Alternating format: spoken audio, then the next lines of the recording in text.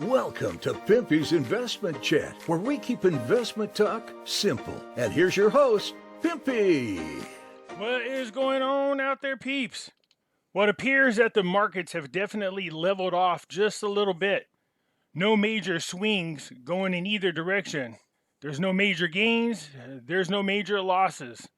Things seem to have leveled out at the moment. But I did notice a trend in the media, as usual. You always have to be suspicious of what the real agenda is. We're going to cover some of those articles because they do pertain to cryptocurrencies. But before we get into that, do me a favor and hit the thumbs up button. And if you're not a subscriber, please do so, because when you do, it helps out the channel, and I surely do appreciate it. If you're thinking about buying gold and silver, and you know darn well right now is the time, head on over to our friends at Money Metals Exchange. The link is down below in the description. If you are a first-time buyer and you spend more than $100, use promo code Pimpy, P-I-M-P-Y, and you will get a free half ounce of silver. So we look at cryptos. This is not bad at all. Bitcoin is still hanging around the $44,000 level. There's no major swings down. There's no major swings up. It has leveled off. So is that the support level? Are we going to be around the 44,000? We need it to keep climbing. Remember, high tide lifts all boats.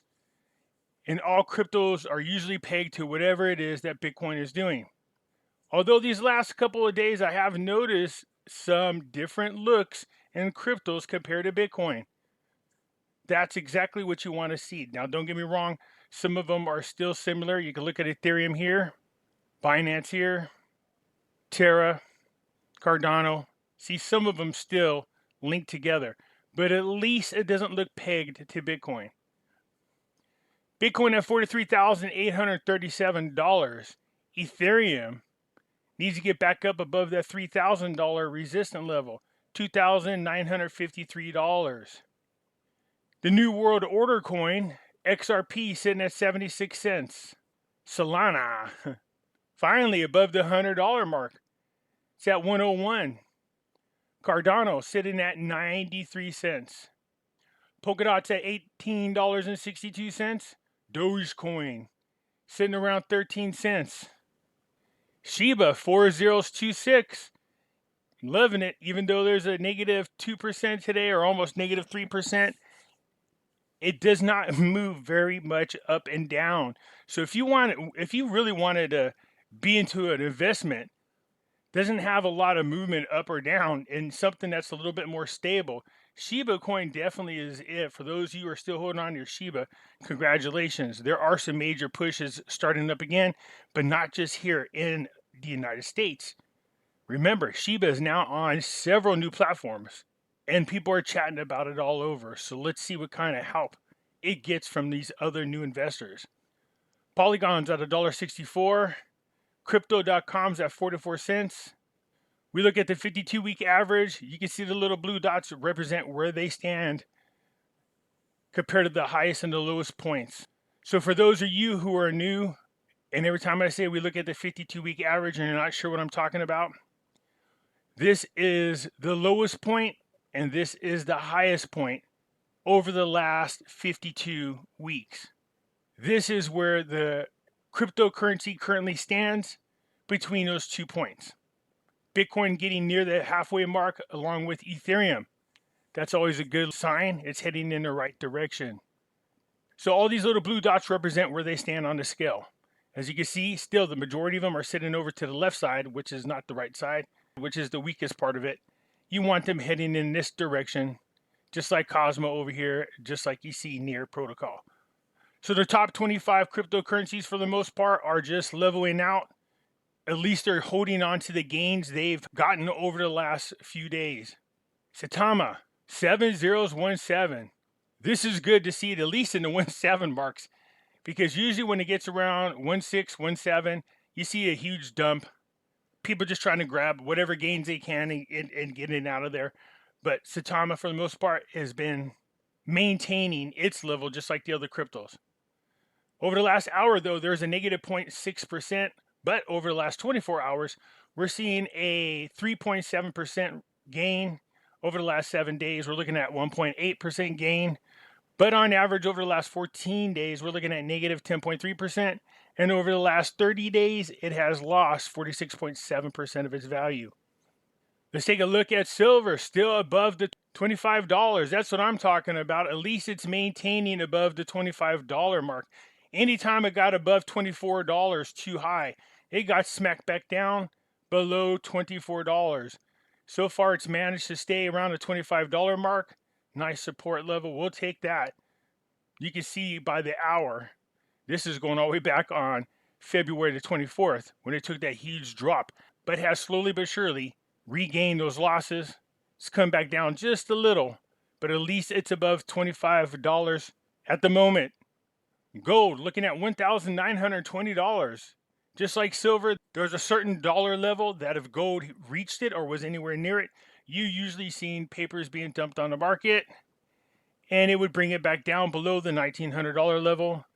So far these last couple of days, we're looking at gold above $1,900 and maintaining $1,920.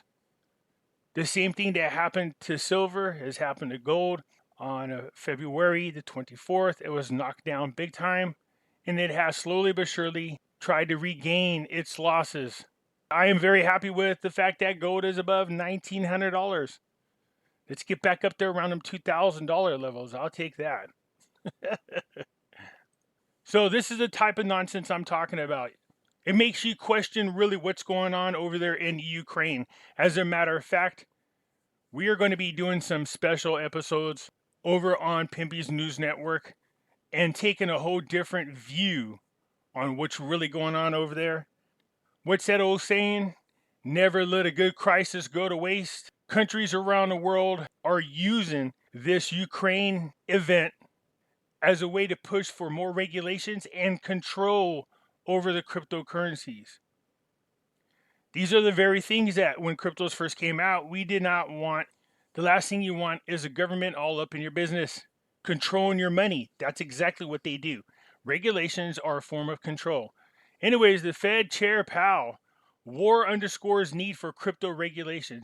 Fed Chair Jerome Powell said Russia's invasion of the Ukraine could emphasize a need for cryptocurrency regulations to prevent sanctioned individuals from using cryptocurrencies to evade sanctions.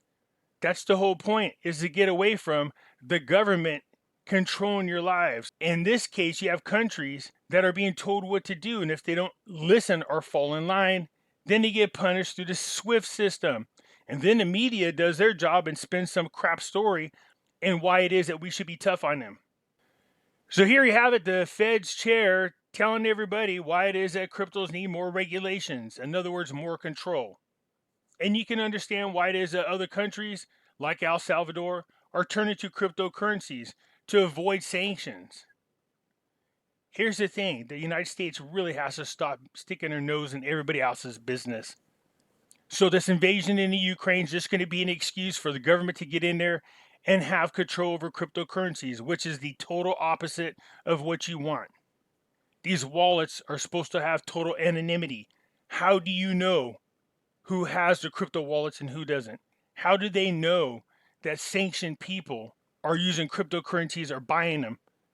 Your wallet is identified by a number. If they know for a fact that these people that are sanctioned are actually using cryptocurrencies to get around sanctions, well, then they don't need regulations. They already know the activities of the individuals or the countries. So why do we need more regulations? Which brings me back to the point again, there is no total anonymity. These are the types of questions you should ask yourself. Why do we need more regulations? What I want to know is, how do they know that the sanctioned peoples are using cryptos, or are they just using that as a BS excuse to get more control over cryptocurrencies? I really don't like this.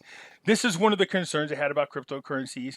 Eventually, the government is just going to control it altogether, force people out of it, and put you into their central bank digital currency to have the financial freedom that you probably never had before. I get all that, but at what cost and at what risk? Gold and silver is outside of the system. To me, that's the best freedom you can have with what's going on. Anyway, so the Fed chair was responding to questions about whether Russia could use cryptocurrencies to bypass sanctions.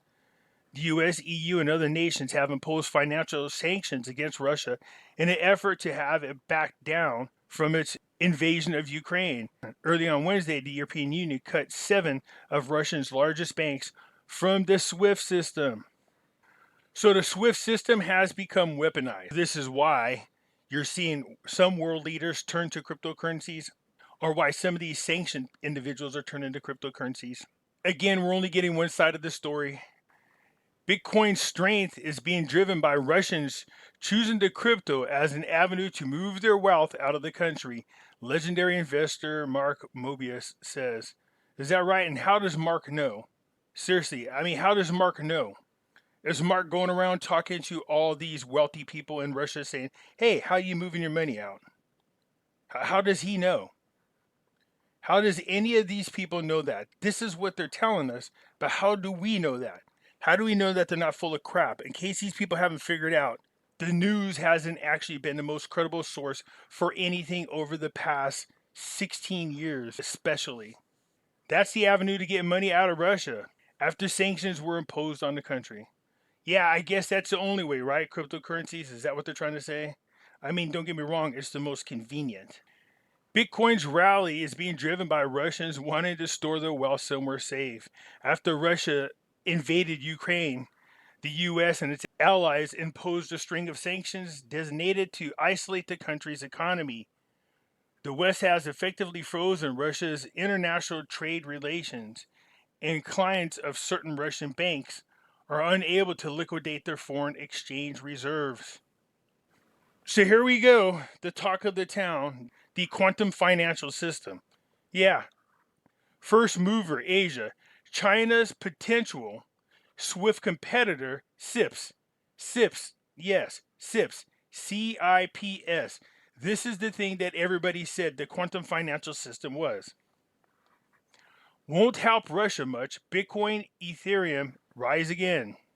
It's China. Are they telling us that CIPS won't help them much? Because China and Russia have been working on an alternative to SWIFT. They've already made all kinds of trade agreements in which they refuse to use the US dollar anymore. They trade instead in rubles. Countries all around the world are de-dollarizing just because of what's going on with the SWIFT system. So there is an alternative to the SWIFT system known as CIPS. Many people inside the Nasera Jacera have constantly confused the CIPS system as the quantum financial system. You hear them talk about it all the time. It has CIPS. It has CIPS. Bitcoin, Ethereum, and other major cryptocurrencies continue the momentum for Monday, even as Russia escalated its efforts to take control of Ukraine. On Tuesday, a 40-mile-long Russian convoy of armored vehicles, tanks, towing artillery had chugged its way through Ukraine. Okay. Crypto's performance veered markedly from equities, particularly risk on stocks. Among the major indexes, the S&P 500 and tech-heavy Nasdaq fell 1.6 and 1.5 respectively. A number of analysts say that the invasion has highlighted crypto's potential usefulness for investors. According to an estimate by Forklog, a Russian-language crypto news outlet, various organizations raising cryptos for Ukraine have received over 58 million in donations over the past 6 days. The Arcane Research in the Tuesday's report wrote that Ukrainians were buying cryptos as never before, fearful that the country's banking system may collapse. It almost seems like these people are being pushed into cryptos. Anyways, in case you haven't figured out, I just don't like the directions that cryptos are going in. My biggest fears over the past 2 years about cryptocurrencies are now coming to fruition. You can see them played right out in real time. I want to support cryptocurrencies. I do. But the more I see of what's going on everywhere, the more I'm starting to realize that cryptos appear to be a trap. Sorry to say. I want them to be an alternative. I do. And yes, I do own cryptocurrencies. I'm not denying it. But a very, very small amount of my money is invested into cryptocurrencies, which keeps my exposure very limited. My trust and faith is not only in God, but in gold and silver, because it's outside of the system, is where everybody should be. So in closing, look, The markets are leveled. This is good. A quick look at SBER Bank, Russia. You can see it's up 15 cents today. Boy, howdy. I was talking about what looks like a good potential investment. If you jumped in when it was $1, congratulations. You already have a 15% gain. Thank you, Pimpy. No problem.